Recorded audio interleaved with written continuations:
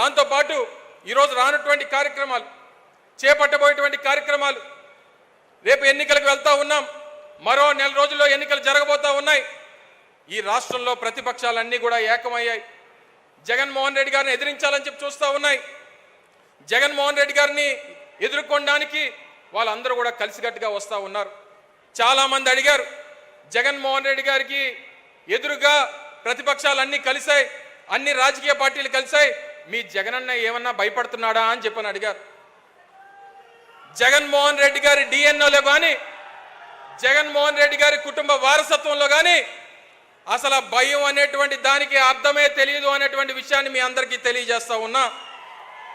జగన్మోహన్ రెడ్డి గారికి ఎదురుపడాలన్నా, జగన్మోహన్ రెడ్డి గారిని ఎదుర్కోవాలన్నా మళ్ళీ ఎదురుగా జగన్మోహన్ రెడ్డే ఉండాలి తప్ప మరొకరిని చూసి భయపడేటువంటి ప్రసక్తి జగన్మోహన్ రెడ్డి గారికి లేదు అనేటువంటి విషయాన్ని మీ అందరికీ తెలియజేస్తా ఉన్నా. సో తప్పకుండా అందరం నడుం బిగిద్దాం. ఈ రాష్ట్రంలో వైఎస్ఆర్ కాంగ్రెస్ పార్టీ కార్యకర్తలందరూ కూడా కలిసికట్టుగా పోరాటం చేద్దాం. మళ్ళీ జగన్మోహన్ రెడ్డి గారిని రాష్ట్రాన్ని ముఖ్యమంత్రి చేయాల్సినటువంటిది అది ఒక చారిత్రాత్మక అవసరం అనేటువంటి విషయాన్ని మీ అందరికీ తెలియజేస్తా ఉన్నా.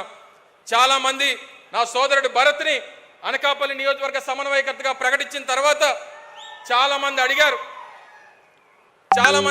అనకాపల్లికి భరత్ని పెట్టారు అన్నా, నీ పరిస్థితి ఏంటి, నువ్వెక్కడి నుంచి పోటీ చేస్తున్నావు, నువ్వెక్కడి నుంచి రేపు పోటీ చేయబోతున్నావు అని చెప్పి చాలా మంది అడిగారు.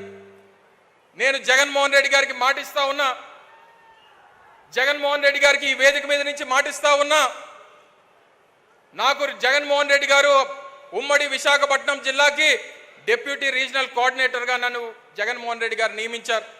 ఈ వేదిక మీద నుంచి అడుగుతున్నటువంటి ప్రతి ఒక్క ప్రశ్నకి ఈ రాష్ట్రంలో ఉన్నటువంటి అనేక మీడియా ఛానల్స్ కానివ్వండి, లేదా ఈ జిల్లాలో ఉన్నటువంటి వైఎస్ఆర్ కాంగ్రెస్ పార్టీ కార్యకర్తలకు కానీ జగన్మోహన్ రెడ్డి గారు సాక్షిగా తెలియజేస్తా ఉన్నా, నేను రాబోయేటువంటి ఎన్నికల్లో జగన్మోహన్ రెడ్డి గారి విజయం కోసం ఈ ఉమ్మడి విశాఖపట్నంలో జిల్లాలో ఉన్నటువంటి 15 నియోజకవర్గాల కోసం పనిచేస్తా. జగన్మోహన్ రెడ్డి గారిని ముఖ్యమంత్రి చేయడమేనా చారిత్రాత్మక అవసరం, ఆయన బాగుండాలి, ఆయన ముఖ్యమంత్రి కావాలి, దానికోసం అవసరమైతే నేను పోటీ నుంచి తప్పుకుంటానని చెప్పి ఈ సందర్భంగా మీ అందరికీ తెలియజేస్తా ఉన్నా. అందరి తలరాతులు భగవంతుడు రాస్తాడు.